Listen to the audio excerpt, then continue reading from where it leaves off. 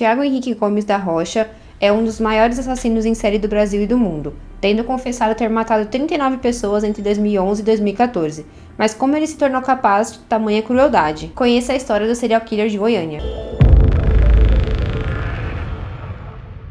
Para roteirizar esse vídeo, nós utilizamos diversas fontes, tanto entrevistas que o próprio Thiago concedeu, quanto matérias de diversos jornais, e todos os links vão estar fixados no primeiro comentário. Thiago nasceu em 4 de fevereiro de 1988, em Goiânia, Goiás. Ele foi criado apenas pela mãe, ele não chegou a conhecer o seu pai dele saiu de casa quando ele ainda era um bebê, então a mãe dele criou ele sozinho com a ajuda dos avós. Como a mãe perdeu o marido ali logo quando o Thiago nasceu, ela começou a se relacionar com outro homem. Esse homem bebia muito, ele era abusivo, mas os vizinhos contam que não tinham muitas lembranças dele, que ele não era muito visto lá na vizinhança. O Thiago também teve um outro irmão, o irmão mais novo dele, casou cedo e saiu de casa. Então o Thiago, ele conta que durante a sua adolescência, ele foi abusado, mas não tem nenhuma prova disso, não tem denúncia, nada que relate ou comprove esse crime, mas segundo ele, isso foi um dos seus maiores traumas de infância. O Thiago também conta que durante a sua adolescência, ele sofreu muito bullying, porque ele era um garoto tímido, magro, então as crianças faziam muito bullying com ele, e que também ele teve várias desilusões amorosas. Juntando tudo isso, na visão dele, foi o que trouxe essa raiva futura para a vida dele. No momento que ele cometeu esses crimes, ele morava com a mãe em um bairro bem simples chamado Jardim América. Thiago, no momento da sua prisão, não tinha nenhum antecedente criminal, nem de violência, nem de abuso. Ele tinha uma ficha limpa. Inclusive, ele estava trabalhando no momento, ele trabalhava em um hospital de maternidade como vigia. Essa função ele vinha exercendo há algum tempo, ele trabalhou como vigia de mercado, de shopping, e todos os lugares que ele passou, ele não teve nenhum histórico de violência ou algo que prejudicasse. Inclusive, no último trabalho, as pessoas que trabalhavam com ele falaram que ele era um funcionário normal, que só era muito tímido, mas que não tinham grandes problemas com ele. Thiago aparentemente era um homem muito normal, então ele não levantou nenhuma suspeita em relação a essa dupla personalidade. Ele inclusive frequentava a igreja, ele ia na igreja evangélica com a mãe dele toda semana, fazia a leitura da Bíblia diariamente, inclusive ele tinha uma namorada que ele conheceu online e eles se encontravam aí nos finais de semana. A única coisa, que chamou um pouco a atenção era o fato do Thiago gostar muito de filmes de terror, filme de suspense, mas durante toda a sua vida, em nenhum momento ele levantou algum aspecto de violência contra outras pessoas ou contra ele. Mas por trás dessa fachada de normalidade, Thiago escondia uma mente perturbada e sádica. Ele sentia prazer em matar pessoas inocentes. Ele escolhia ao acaso nas ruas de Goiânia. Ele usava uma moto preta e um capacete também preto para abordar as vítimas, simulando assaltos ou pedindo informação. Em seguida, ele atirava nelas com uma arma calibre 38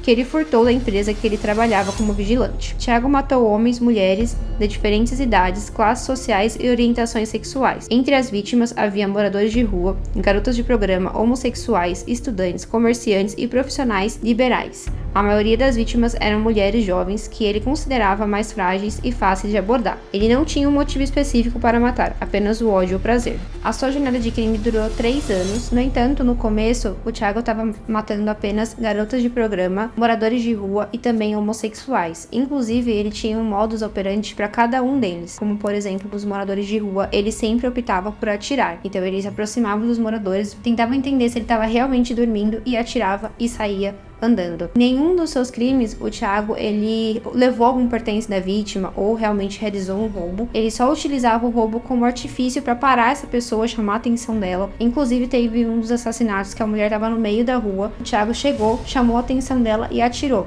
Ela morreu ali no local. Ele dizia que tinha uma voz na mente dele que dizia que ele tinha que matar aquela pessoa. Então, ele escutava a voz e pegava a primeira pessoa que ele via na frente dele. Inicialmente ele tinha aquele critério, de morte, até por ser pessoas mais fáceis na visão dele, de realmente não chamar tanta atenção, mas depois ele começou a matar realmente ao acaso. Se ele escutava essa voz, ele sentia aquela vontade de realmente eliminar uma vida, ele encontrava uma pessoa andando na rua, ele tirava a vida dessa pessoa. Thiago foi preso em 14 de outubro de 2014, após ser reconhecido por uma vítima que sobreviveu a um ataque dele. Na delegacia, ele confessou os crimes com frieza e detalhes. Ele disse que matava por ódio e prazer e que não se arrependia do que fez. Ele afirmou ainda que tinha vontade de continuar matando e que só pararia se fosse preso ou morto. Como seus crimes utilizavam várias formas, ele não tinha um padrão, como normalmente acontece com outros serial killers, a polícia teve muita dificuldade em identificar que tinha um assassino serial à solta.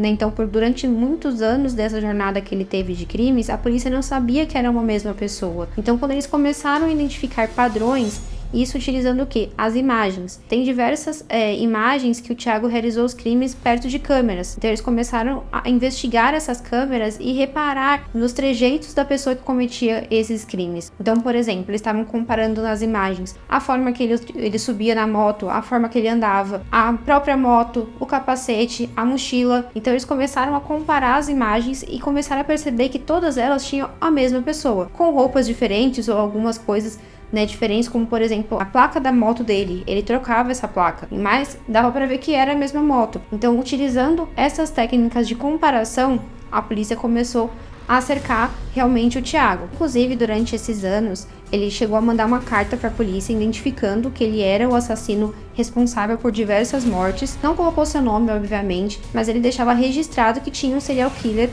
lá em Goiânia. Mas ele não tomou tanto cuidado. Nessa carta, a polícia conseguiu identificar suas impressões digitais. No entanto, como ele não tinha uma ficha criminal, ele não estava no banco de dados da polícia. Mas futuramente, em uma das suas últimas tentativas de cometer um assassinato, ele entrou num bar onde estava um casal. Ele tentou atirar 2 vezes na mulher, mas a arma não disparou. Mas quando a polícia chegou, ele já tinha fugido, mas ele deixou um copo onde continha suas impressões digitais. Quando a polícia comparou com a impressão digital que tinha na carta, eles conseguiram identificar que era o mesmo suspeito. Thiago foi mandado a júri popular por vários homicídios e tentativas de homicídio. Até o momento, ele já foi condenado a quase 700 anos de prisão por mais de 30 assassinatos. Ele está preso na penitenciária Odair Guimarães, em Aparecida de Goiânia. O Thiago, inclusive, ele foi diagnosticado com transtorno de personalidade antissocial. Ele tinha uma personalidade muito retraída, e o que levava ele a cometer esses crimes e não sentir nenhum remorso. Desde o momento que ele foi preso, ele deu o seu primeiro depoimento até as suas últimas entrevistas, ele não demonstrava remorso dos seus atos. Inclusive, durante todo esse processo de investigação, em depoimentos,